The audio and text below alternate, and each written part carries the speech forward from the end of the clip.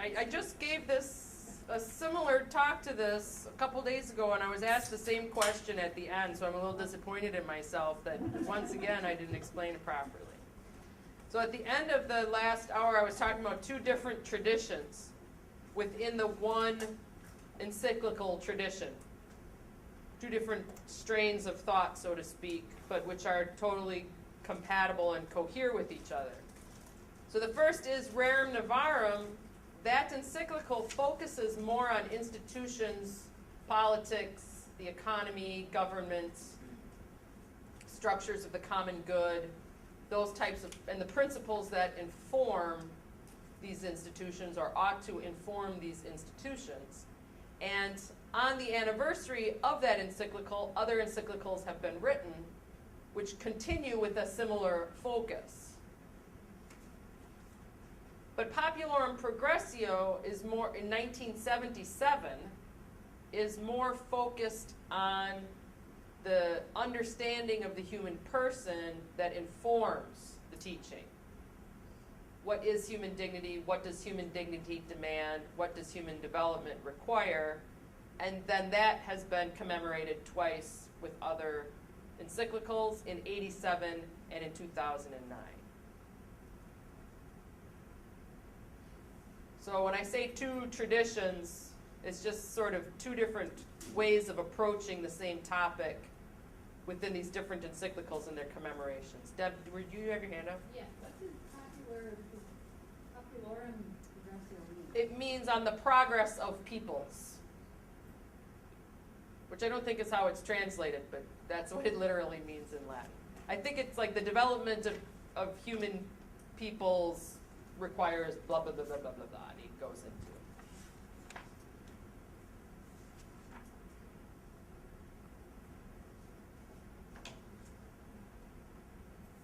Okay. So in this hour-ish, we're going to look at some excerpts from Adam Smith's The Wealth of Nations. I will tell you up front, I have no business teaching anyone Adam Smith's The Wealth of Nations. I'm not an economist. I do not understand the economy. So if you have questions of that nature, save them for an expert in that area. I have, however, read and studied The Wealth of Nations from a more historical and theological perspective. Right, so I do know some things about it. I will share them with you, but it won't really be an analysis of or an education in economic market forces.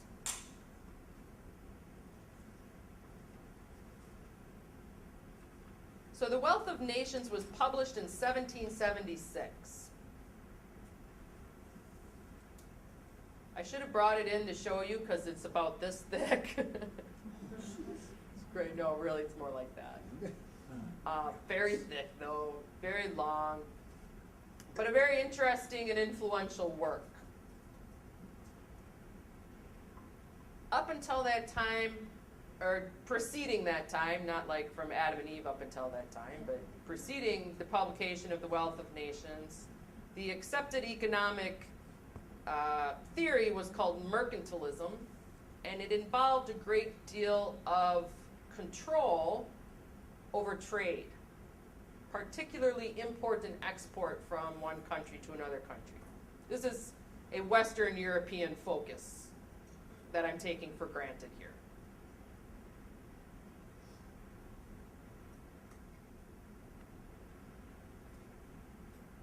And so Adam Smith writes The Wealth of Nations and very astutely presents an alternative form of economy that will generate greater wealth than mercantilism will.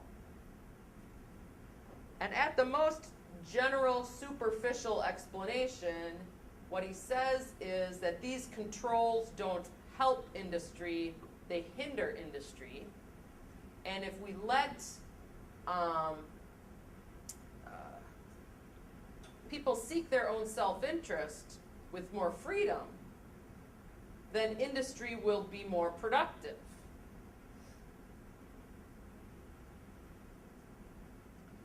And the history has shown us that he was absolutely correct about those things. It does create greater industry to allow people to pursue their own self-interest. Now, fans of Adam Smith, and I would consider myself a qualified fan of Adam Smith, but diehard Adam Smith supporters often point out that The Wealth of Nations is not the beginning and end of the thought of Adam Smith. That he also wrote another work focused on moral theology or moral philosophy, let's say, that is meant, in order to understand Adam Smith's thought, you need to include this other work as a companion piece. I have never read it, so I'm even less qualified to talk about Adam Smith. I agree that it probably is necessary to read and understand that book. I would love to find the time to do it in order to understand Adam Smith. However, it was largely ignored by the people who decided to follow the economic principles of The Wealth of Nations. So the text that had the greatest influence on Western culture is this one. Excuse me.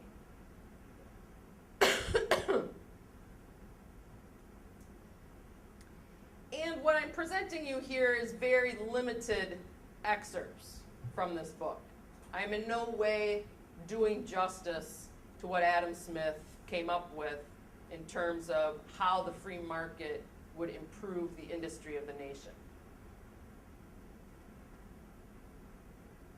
I'm trying to give you a taste of it, and I am intentionally highlighting portions of it that are problematic.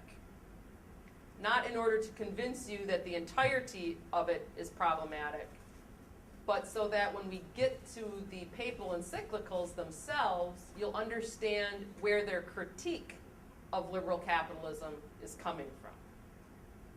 Because while the church has rejected socialism, there is also a very consistent critique of what we could call liberal capitalism. So where is that critique coming from? I've intentionally selected texts from Adam Smith that will help illuminate the critique we're going to later see in the encyclicals. Okay? So I don't offer this as sort of a comprehensive understanding of the free market and Adam Smith's contributions to it. It's very selective, and it's very, historically driven. So the first quote there we have from Book 1, Chapter 2. It is not from the benevolence of the butcher, the brewer, or the baker that we can expect our dinner, but from their regard to their own interest. And a lot is suggested by that comment. I need the world that I live in to have butchers and bakers and most especially brewers. Right? I want those guys out there thriving. But the butcher, the brewer, and the baker don't do their job well necessarily from a benevolent love of my need for a steak, a nice dark beer, and a pie. Right? They are motivated by their own interests. They need to support themselves. They need to support their families. They have goals for themselves and their children. And so let them pursue those goals. And then I will live in a world full of steaks and pies and get a stout, which is, we all want that, right? So it is not from their benevolence that we can expect our dinner, but from their regard to their own interest. And so in a nutshell, what Adam Smith says is, let's just unleash that, because that will do more good than trying to control them and force them to produce at certain levels and all of these other things that heavy legislation would try to do. The next passage after that is from Book 4, Chapter 2, and it includes this reference to the invisible hand, which if you study Adam Smith in, say, a textbook of how the economy has developed over time or something, you'll hear all about the invisible hand. The invisible hand is actually mentioned like twice in The Wealth of Nations. And so it wasn't as big a principle for Adam Smith himself, but it must have been a very significant principle for the people who came after him for it to have taken on such a big proportion in the presentation of the study of Adam Smith. So it becomes a significant principle for us, even though it may not have been very central to him. And this is an interesting passage. He says, "But the annual revenue of every society is always precisely equal to the exchangeable value of the whole annual produce of its industry, or rather is precisely the same thing with that exchangeable value." And already I'm like, oh, this is why I'm not an economist. It's very difficult to follow. I'm with you here. "As every individual, therefore, endeavors as much as he can both to employ his capital in the support of domestic industry," he means like, Buy American, he's talking about here, domestic industry, "and so to direct that industry that its produce may be of the greatest value, every individual necessarily labors to render the annual revenue of the society as great as he can." What he's saying is there's a natural tendency to desire to employ your resources close to home and to produce a great product. And so those two natural desires are going to just sort of help you to help the whole society, even though it's not your goal. He generally, indeed, neither intends to promote the public interest, nor knows how much he is promoting it. By preferring the support of domestic to that of foreign industry, he intends only his own security. And by directing that industry in such a manner as its produce may be of the greatest value, he intends only his own gain. And he is, in this, as in many other cases, led by an invisible hand to promote an end which was no part of his intention. Nor is it always the worse for the society that it was no part of it. By pursuing his own interest, he frequently promotes that of the society more effectually than when he really intends to promote it. I have never known much good done by those who affected to trade for the public good. It is an affectation indeed, not very common among merchants, and very few words need be employed in dissuading them from it. So what is he saying there? I'll paraphrase that for you. The men who choose domestic industry and produce a great product do a great good for society simply through those preferences, even though they don't intend to do anything good for society. They only intend their own benefit. And the funny passage at the end is he's saying, and actually they'll probably promote society better than if they were intentionally trying to serve the common good. Because when they intentionally try to serve the common good, they tend to mess things up. But most merchants don't really intend to help the common good, so it won't be that hard to talk them out of doing it. Right? It is an affectation indeed not very common among merchants, and very few words need be employed in dissuading them from it. So, we can laugh because we have an experience with public works, but it is sort of sad the way he presents this. Because while there is truth in what he says, and while we do see greater industry come from seeking self-interest, that should not necessarily be the beginning and end of my principles for engaging in commerce with other people. My own self-interest should not be the only thing that guides me, which is what is being suggested by this passage. It may be true that being allowed to seek my own self-interest will help me to better help society.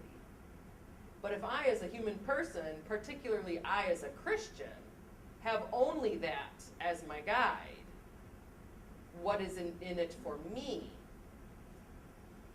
then I'm not going to be doing right by the common good in every set of circumstances.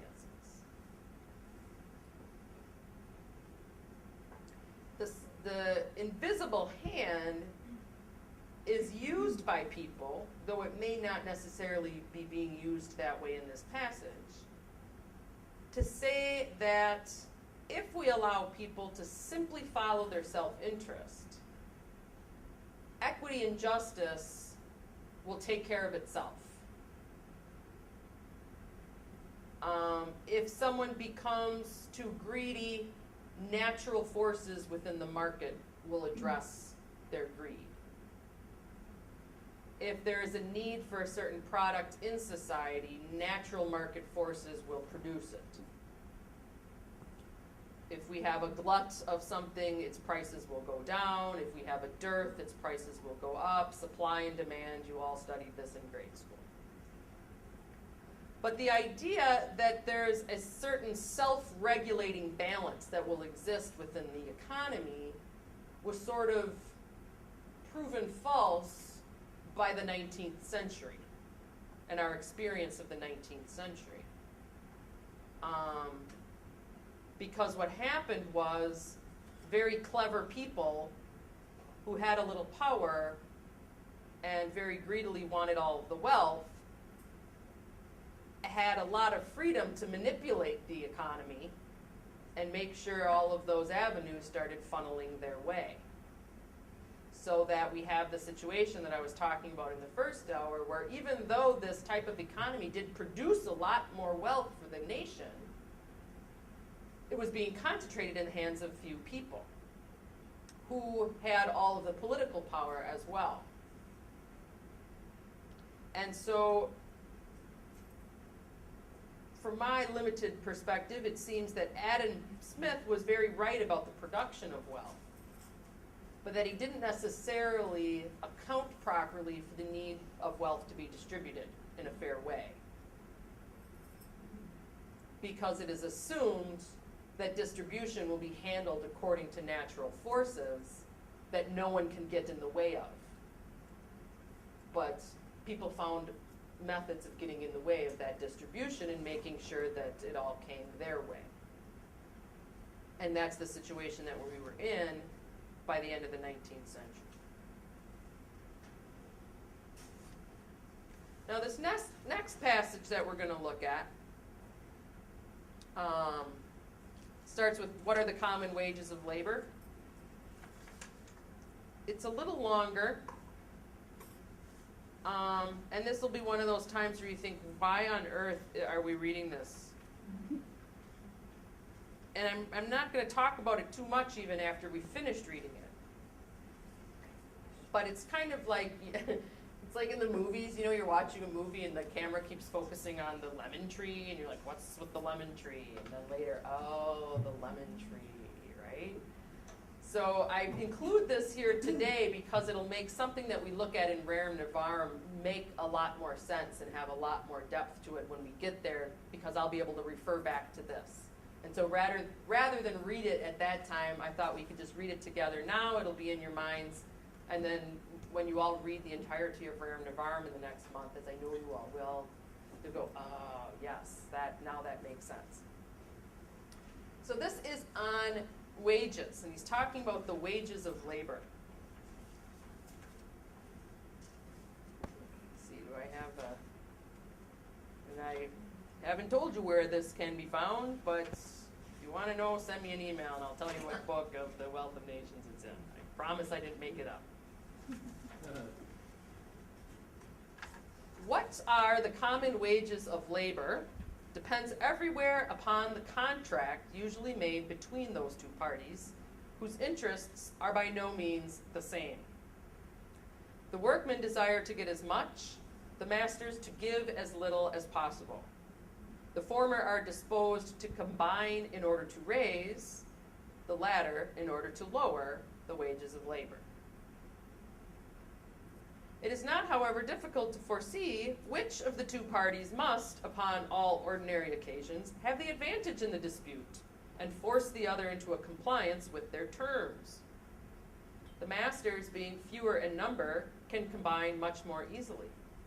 And the law, besides, authorizes, or at least does not prohibit, their combinations, while it prohibits those of the workmen. We have no acts of Parliament against combining to lower the price of work, but many against combining to raise it. In all such disputes, the masters can hold out much longer. A landlord, a farmer, a master manufacturer, a merchant, though they did not employ a single workman, could generally live a year or two upon the stocks which they have already acquired. Many workmen could not subsist a week. Few could subsist a month, and scarce any a year without employment. In the long run, the workman may be as necessary to his master as his master is to him, but the necessity is not so immediate. So that already sounds like a pretty unjust situation to my mind. Wages are determined by a free contract in which one party has all the power and is more likely to get their way. Where one side in the contract can combine with each other in order to get their way, and where Parliament has made it illegal for the other side of the contract to combine to press their own interest. And should the dispute result in the cessation of work, one group could survive a very long time without the work being done, and the other group would, be starving within a week. So that's a very unequal set of circumstances that he's just described right there. Then he goes on a little bit talking about this combination, right? By combination, he means joining together in order to, have enough power to get your way.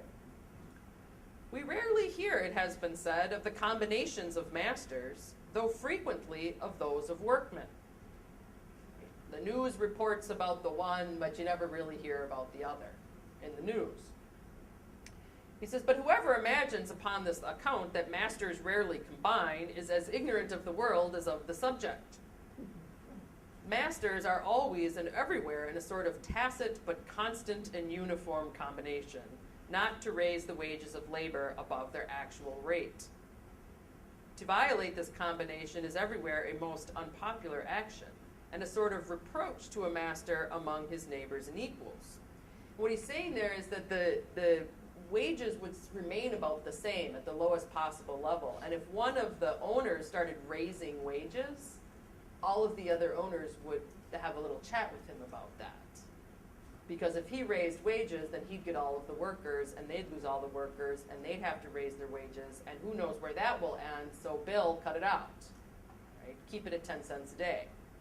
And this was happening, it's easy to go, yes, 1776, they were so backward. This happened in the California fruit, the migration from Oklahoma to California to work on the orchards in California. They did the exact same thing. If you owned one of those fruit plantations in California during the time of the Dust Bowl migration, and you tried to actually hire people instead of on a daily basis, but actually hire them for a job, they'd blacklist you so that the canneries wouldn't buy your fruit. Or if you tried to pay them more than $1 a day, which is what everybody else was paying them, they'd get you blacklisted with the canneries, so the canneries wouldn't buy your fruit.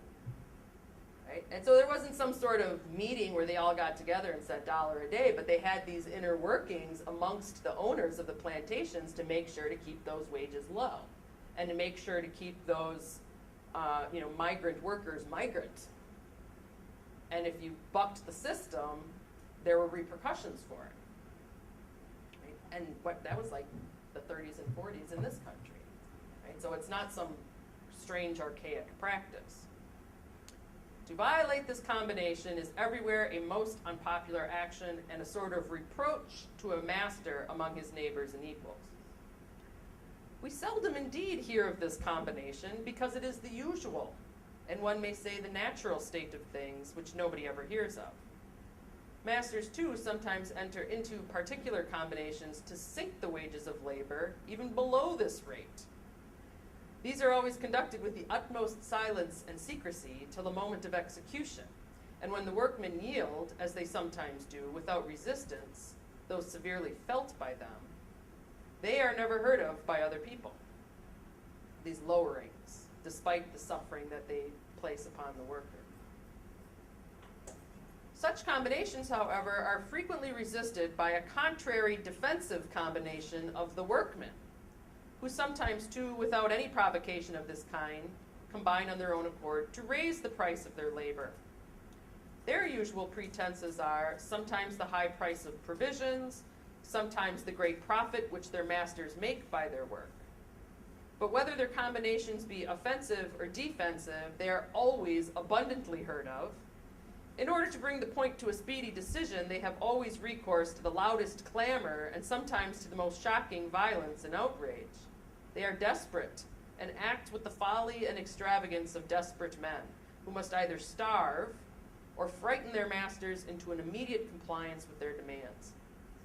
The masters, upon these occasions, are just as clamorous upon the other side, and never cease to call aloud for the assistance of the civil magistrate and the rigorous execution of those laws which have been enacted with so much severity against the combinations of servants, laborers, and journeymen.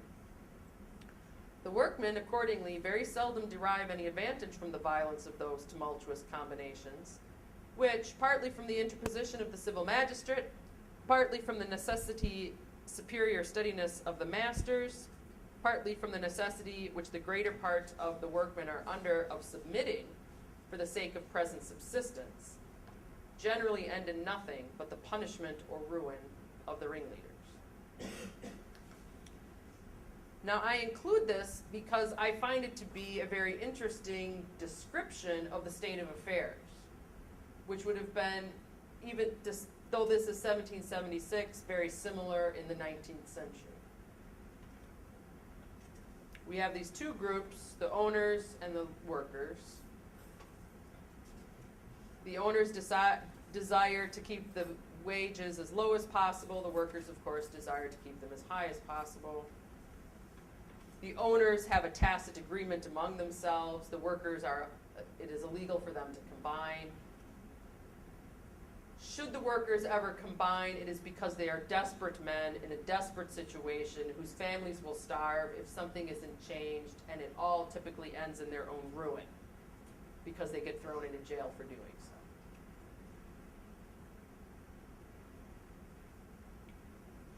This will be addressed by Leo XIII, and we'll talk about that next week. Both the issue of wages and whether or not this free contract does promote justice, and the question of the right to organize.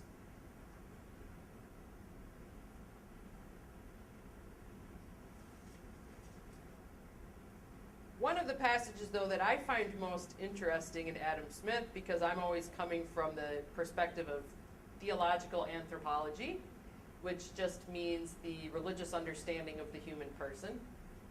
Theological anthropology. Anthropology, the study of man, and theological study of God. So religious understanding of the human person. We've already talked about supply and demand, just briefly in passing, and how natural market forces can control the rise and fall of prices or the rise and fall of the availability of a certain product.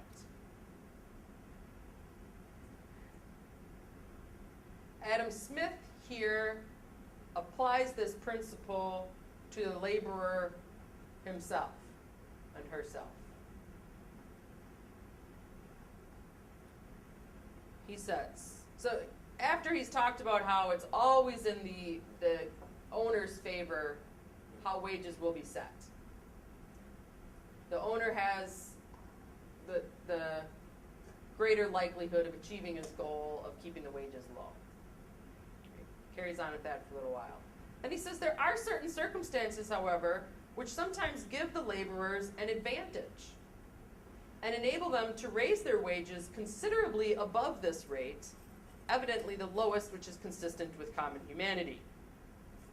That's the typical rate, the lowest which is consistent with common humanity. When, in any country, the demand for those who live by wages, laborers, journeymen, servants of every kind, is continually increasing, when every year furnishes employment for a greater number than had been employed the year before, the workmen have no occasion to combine in order to raise their wages.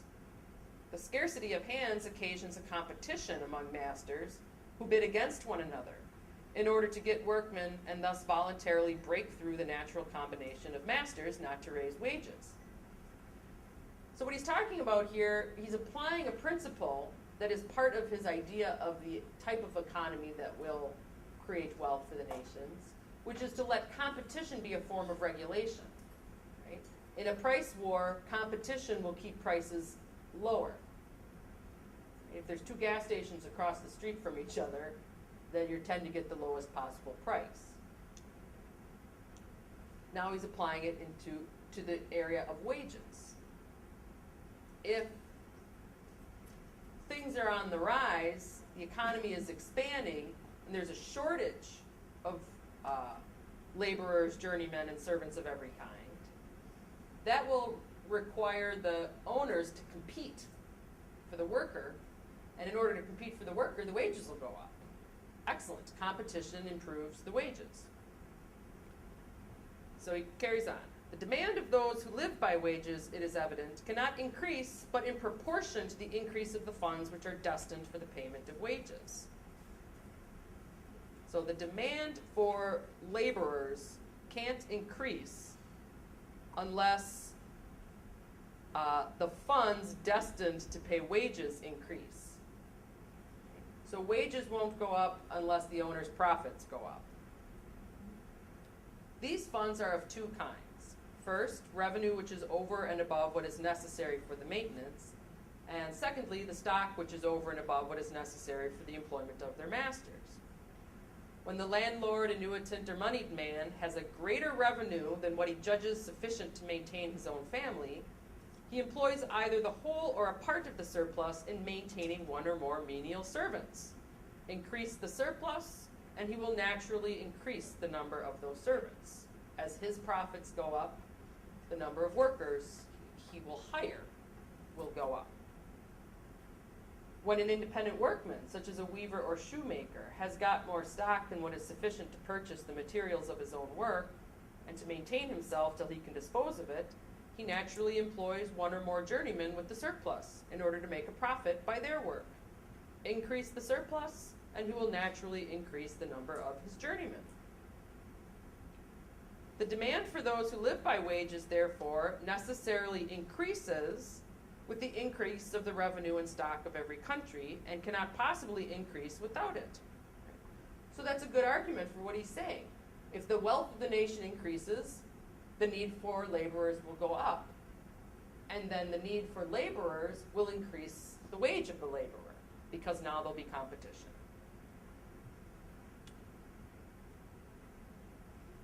Next paragraph down. The liberal reward of labor, therefore, as it is the necessary effect, so it is the natural symptom of increasing national wealth. The scanty maintenance of the laboring poor, on the other hand, is the natural symptom that things are at a stand, and their starving condition that they are going fast backwards. So an unhealthy, poor economy will have an unhealthy, poor laboring class, but a productive, wealth-generating economy will have a productive and wealthier laboring class. Makes perfect sense. Every species of animals naturally multiplies in proportion to the means of their subsistence, and no species can ever multiply beyond it. There are lots of mosquitoes, we'll have lots of spiders, right? That's the way it works. If we have lots of rabbits, we'll see more hawks. That's how it goes. But in civilized society, it is only among the inferior ranks of people that the scantiness of subsistence can set limits to the further multiplication of the human species. And it can do so in no other way than by destroying a great part of the children which their fruitful marriages produce. What he's talking about here is what do we do then when we get too many laborers? Well, how do we limit the further multiplication of the inferior ranks? It's the scantiness of their subsistence, which destroys the greater part of the children which their fruitful marriages produce. Excellent. The liberal reward of labor, right, when they're getting nice wages, by enabling them to provide better for their children and consequently to bring up a greater number, naturally tends to widen and extend those limits. So if they have more wages, then they'll have more children to survive. It deserves to be remarked, too, that it necessarily does this as nearly as possible in the proportion which the demand for labor requires. If this demand is continually increasing, the reward of labor must necessarily encourage in such a manner the marriage and multiplication of laborers, as may enable them to supply that continually increasing demand by a continually increasing population. If the reward should at any time be less than what was requisite for this purpose, the deficiency of hands would soon raise it. So if the workers aren't getting enough wages to raise a big family, then we won't have enough laborers, which will mean that the owners will have to compete, which means the wages will go up. And then they'll be able to have more children, and then the need for labor will be fulfilled. Follow the logic? So the deficiency of hands would soon raise it, their wages. And if it should at any time be more, their excessive multiplication would soon lower it to this necessary rate. So if they have too many children, then the need for laborers will go down, so their wages will go down, because the competition will cease to be raising it. The market would be so much understocked with labor in the one case and so much overstocked in the other as would soon force back its price to the proper rate which the circumstances of the society required. It is in this manner that the demand for men, like that for any other commodity, necessarily regulates the production of men, quickens it when it goes on too slowly, and stops it when it advances too fast. It is this demand which regulates and determines the state of propagation in all the different countries of the world, in North America, in Europe, and in China, which renders it rapidly progressive in the first, slow and gradual in the second, and altogether stationary in the last. So what he has argued for there is that wages and the need for laborers, like any other commodity, will rise and fall on a supply and demand curve. But what he's talking about there is whether or not people's children will live or die. That's the supply and demand curve that he's discussing when he calls human beings a commodity. Now, these natural forces may be true, but as a Christian, I'm not prepared to embrace them as the way to order society towards the common good. I'm not going to consider human beings like that of any other commodity, first of all. They're not another resource for the owner to make money. I'm not going to leave the survival of the human person in the hands of how many manual laborers we need based upon whether we're in North America, Europe, or China. Now, again, like I said at the beginning, I accuse Adam Smith of nothing. I haven't read his book that discusses moral principles more. Maybe he too says, no, this is just a pragmatic, utilitarian, economic view, and then in the moral theology book he says, but we can't be happy with that. We have to do these other wonderful Christian things. I don't know. I read that book. But the book that Monsignor, have you read it? No. Oh, shoot. The book that had the biggest impact on history is this one. And you will see in discussions of the time that these are precisely the critiques that people are giving of the situation in which they live. That laborers are considered a commodity like other commodities. That they are simply a tool in the toolbox of the owner for him to make money. That if there are too many of them, then what does Scrooge say? They should decrease the surplus population. Right? Are there no prisons? Are there no workhouses?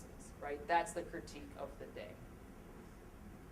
You know, as I read this with you, it strikes me that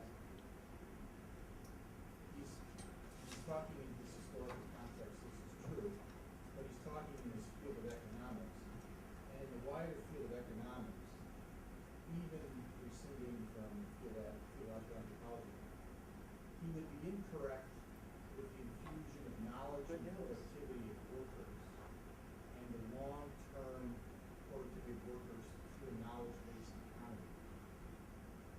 And so, Did you say a knowledge-based economy? yeah, a more knowledge-based economy, which maybe he wasn't quite there yet in history, so I can understand its limitations. But even within the economic realm, to treat the worker merely as this commodity is to fail to understand all the resources locked into that worker, which is their ability to acquire knowledge, to move the economy forward. And in the modern economy, it's all, long-term growth is all about productivity. Productivity comes from knowledge we gain, the improvements we make, invention, ingenuity. So it fails within its own economic structure, it seems to me. Yeah. Someone was telling me on Tuesday about this book, and I can't remember what it was called, Human Capital or something like that. And first when he said human capital, I was thinking of, we're not capital. But it was the very same argument, that the most valuable resource is the person that you employ. And other than all of the other material things, that the human person is your greatest asset. And I thought that was really interesting because I do think of it theologically. I think I don't care what the outcome is, you put the human person first. And I thought, isn't that interesting that if we do what we're supposed to do just based upon who the human person is, the material prosperity is better also. So it's like a faith and reason argument. How? I don't see the connection. Explain. Well, by mere human reason, you would come to the conclusion that your worker is your greatest asset. And it dovetails well with our faith in the sense of the human person being more than a tool of A cog in the wheel, yeah. Excellent. Well, I'm happy to hear that it also fails on the economic level. I agree. Excellent. Thank you. Any other thoughts? Because we will be taking a break here shortly. Any other questions or comments? All of this hopefully will illuminate our study of Rerum Novarum and give us a openness to the critique of our own political economic system, because there can be sort of a knee-jerk reaction from Western democracies when they hear that. We love hearing the popes say socialism is no good, but when they come after us, we start to go, wait, we're the freedom and justice camp, right? And we need to be open to that. And so hopefully this will help us be able to be self-reflective and critical along with the church of the system in which we operate, so that we can improve it. All right. Did you, Michelle? Yeah, I was just thinking, I was just reflecting, your last statement is kind of where my brain was going. I was thinking of just a few weeks ago when the employees of McDonald's were organizing to say, well, we can't live on the wage that we're getting paid. Right. And just thinking about what you're saying and wondering how do I apply what Rerum Novarum is going to be addressing to a situation like Walmart or McDonald's. Right.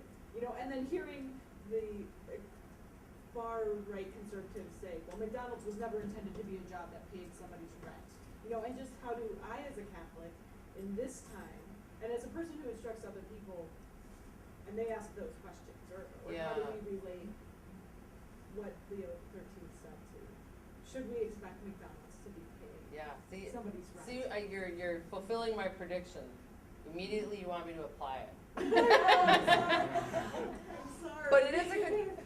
The what you referred to as the far right argument is not outside of. It's not an illegitimate argument. Right. Exactly. Because maybe we should look at the personal and necessary. I don't have this slated in my outline, but we might look at it. And I use the term far right for a lack of better way to explain. Oh yeah, no, I hear you. So Leo XIII in Rerum Novarum, he talks about labor, work. And he says, work is marked by a twofold character. It's personal and it's necessary. And because work is a way for me to discover my vocation, to work as a co-creator with God, to support myself and my family, to tap into my own creativity. Actually, don't put support my family on that list, that's in the other list. So tap into my creativity, fulfill the image and likeness of God within me, and achieve my vocation. So it's personal. And he says, if work were only personal, you could accept any wage you wanted. If it were only about me finding out who Connie is and, living my creative vocation, then I could work for any wage. But because work is also necessary in order to survive, there's a certain limit of justice that dictates a minimum of wages such that I can survive on it. And because work is necessary, that doesn't just mean that the owner has to offer wages upon which I can survive, but that I also have sort of a moral responsibility not to accept wages that I can survive on.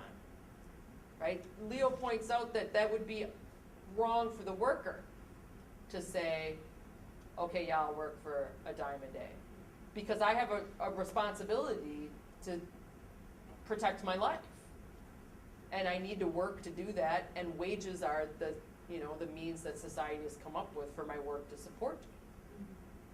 And so, in a sense, workers have a sort of a moral obligation to demand what they can live on. However, we do have certain niches in the economy of types of labor that are pursued for more personal and less necessary reasons. And so, when I was working at the drive-in in high school, it wasn't necessary. My reasons for working there were personal. Build up my work ethic, get some spending money, buy the fancy shampoo that my mom won't buy for me. It was personal. So I didn't expect to be able to pay my rent being a car hop. Right? And so there's room in the economy for these niches that are taken for personal reasons.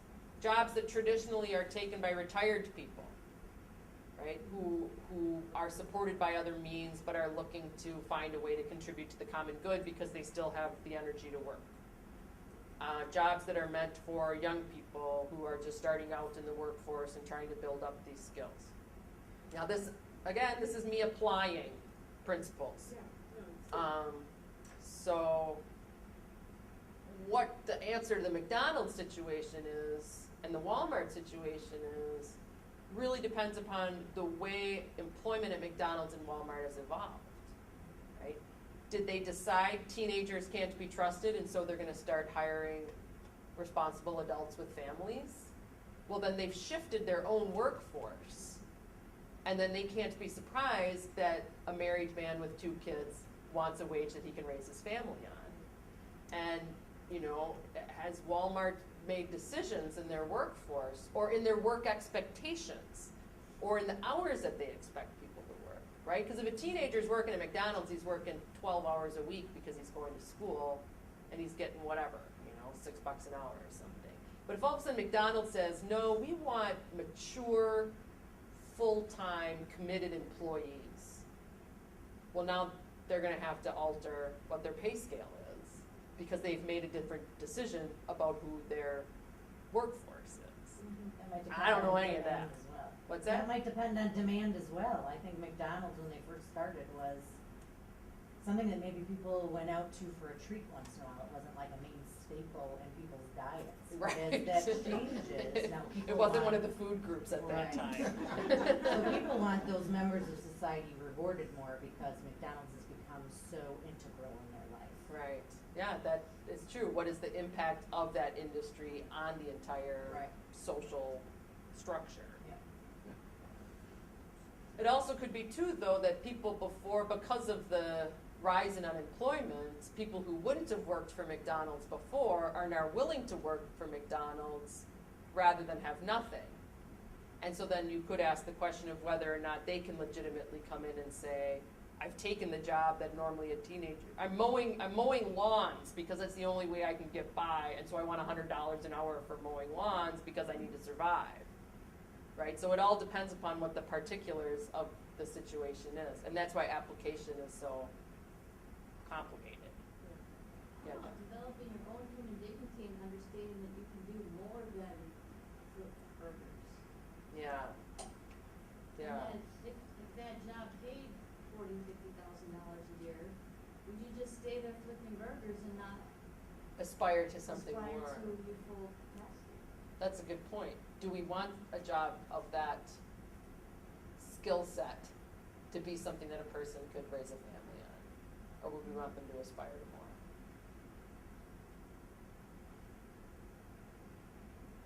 Just a historical question, Mrs. Smith is British? British. In the rest of the book, does he address the slave system at all? No, I don't think he ever does, which is a very good point. I don't think so. There's a couple of chapters that I haven't read because he starts talking about like literally the price of rice in China. And so he just kind of starts skimming all this economic stuff. But no, I don't recall him ever mentioning that slave labor is part of the system of economy. He talks a lot about emerging like assembly line type work. So I think he's really stuck within the system of remunerative labor, which is on the rise. But I don't recall him mentioning slavery.